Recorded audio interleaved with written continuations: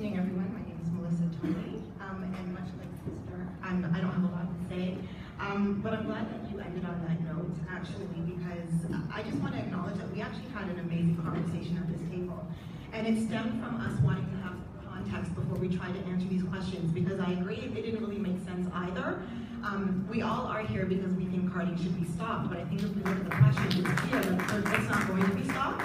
We're being asked to kind of define what we think carding is, if things should be in place to govern, and the reality is that there is things in place to govern.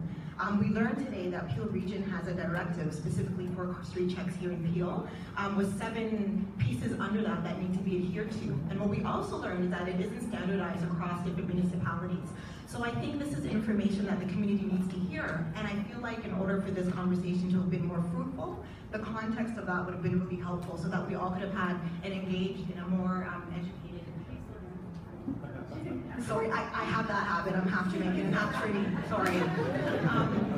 So I just felt like that if we had that context, we would have been able to approach this conversation from a different perspective and a different lens. So that's one piece. And I think the other thing, bottom line, is we've spoken about trust, and there is no trust in the community with the police. I think that there needs to be an understanding of the Black experience and how it differs from other communities in the region, and how we experience being in Black bodies in predominantly white spaces, and what that means for us.